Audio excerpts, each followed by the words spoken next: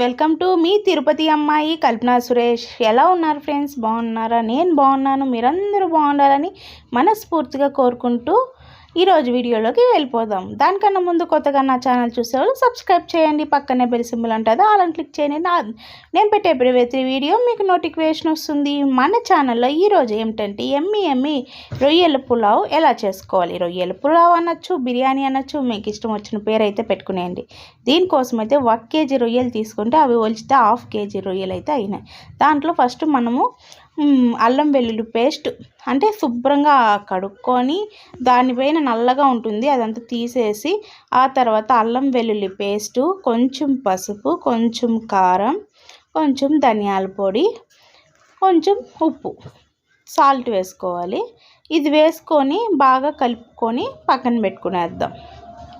ముందుగా ఇలా చేసుకుంటే ఉప్పు కారాలంతా ఫ్రాన్స్కి బాగా పడుతుందన్నమాట. మీలో ఎంతమందికి రొయ్యలు అంటే ఇష్టం? మా పెద్ద అబ్బాయికి అయితే చాలా ఇష్టము, అందుకోసం ఆ రోజు అయితే చేశాను.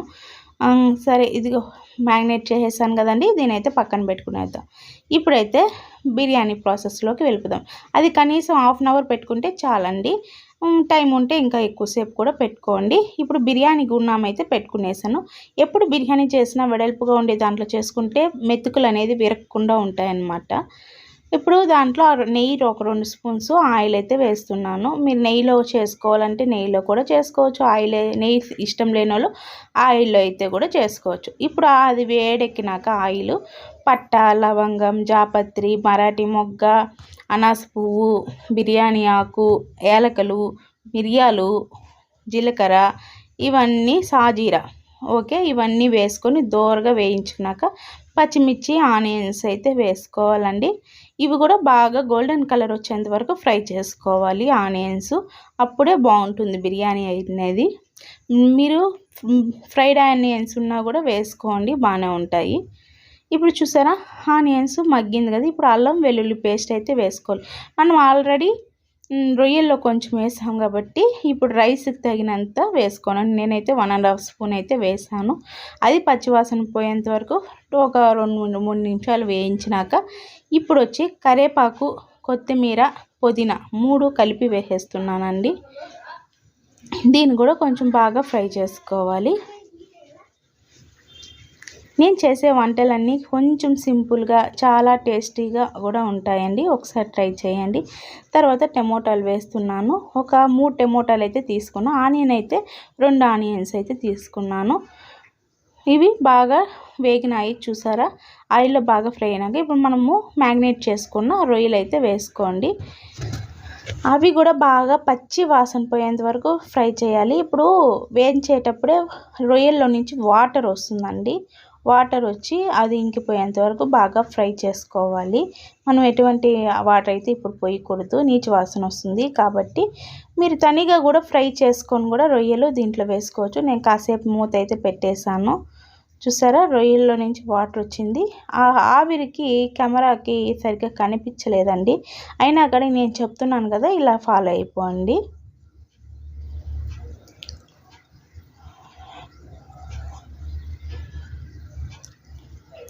ఇప్పుడు రొయ్యలు బాగా వేగిపోయినాయండి. ఇప్పుడు మసాలాలు అయితే వేసుకుందాం. పసుపు ఒక 1/2 స్పూన్ వేసుకున్నానండి. ఇప్పుడైతే 3/4 స్పూన్ వచ్చి కారం వేస్తున్నానండి. మనము పచ్చిమిర్చి ఆల్రెడీ వేసాము, రొయ్యల్లో కూడా కారం వేసాము కాబట్టి దాన్ని బట్టి వేసుకోండి. ధనియాల పొడి వేసుకుంటున్నాను, 1 స్పూన్ వరకు ధనియాల పొడి. బిర్యానీ మసాలా ఒక 1/2 స్పూను, గరం మసాలా ఒక 1/2 స్పూన్ వరకు వేసుకోవాలండి. ఈ మసాలాలన్నీ కూడా బాగా ఫ్రై అవ్వాలి. అప్పుడే పచ్చి వాసన అనేది, మిరప్పొడి వాసన వస్తుంది అంటారు కదా, అలాంటి వాసన లేకుండా ఉంటుందండి. ఇప్పుడు 2 సెకండ్స్ తర్వాత మీకు కావాలంటే పెరుగు పోసుకోండి, లేదంటే అవసరం లేదు, నేనైతే పోయలేదు. ఇప్పుడైతే బియ్యము బాస్మతి రైసు నేను 3 గ్లాసెస్ తీసుకున్నాను. అది ఒక 1/2 అవర్ అయితే నానబెట్టాలి. మీరు కావాలంటే నార్మల్ రైస్ కూడా తీసుకోండి, మీ ఇష్టము, ఏదైనా బాగానే ఉంటుంది, మీ చాయిస్. ఎందుకంటే బియ్యం ఎప్పుడు ఇలా వేస్తాను, ఆ మసాలా ఫ్లేవర్ అంతా అన్నానికి బాగా పడుతుంది అనమాట, అంటే రైస్కి బాగా పడుతుంది అనమాట.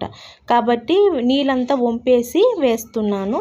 ఆ నీళ్ళు కూడా పడేయకండి, పక్కన పెట్టి వేడి చేసుకోండి.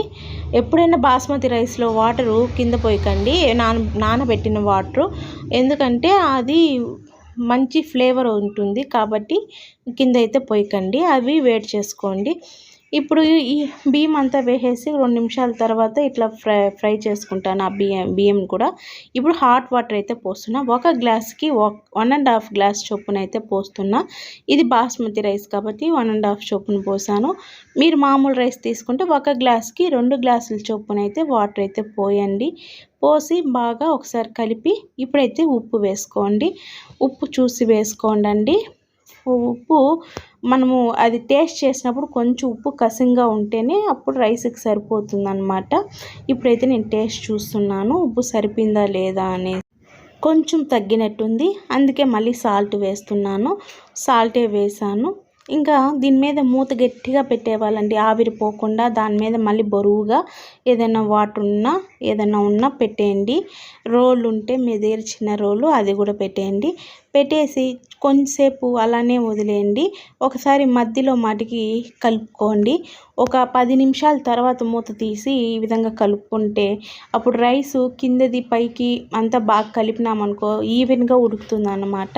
లేదంటే కింద మెత్తగా అయిపోయి పైన కొంచెం పుల్లలుగా అలా ఉంటుంది. కాబట్టి ఒక 10 నిమిషాల తర్వాత ఇదేలాగా కలుపుకొనేయండి. కలుపుకున్న తర్వాత మళ్ళీ మూత పెట్టేసి ఒక 10 నిమిషాలు అట్లే వదిలేయండి. మళ్ళీ స్టవ్ ఆపేసినాక కూడా ఒక 10 నిమిషాలు మూత తీయకుండా ఉంటే మనం బిర్యానీ సూపర్గా ఉంటుందండి.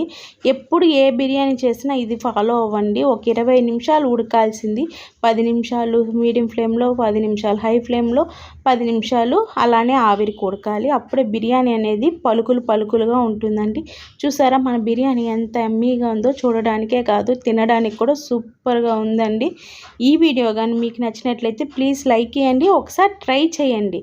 ట్రై చేసి కామెంట్ చేయండి మీకు ఎలా కుదిరిందో. రేపు సండే కాబట్టి ఈరోజు వీడియో అయితే పోస్ట్ చేస్తున్నాను. ఓకే, వీడియో నచ్చితే ప్లీజ్ లైక్ చేయండి, మీ ఫ్రెండ్స్ అండ్ ఫ్యామిలీకి షేర్ చేయండి. Bye friends.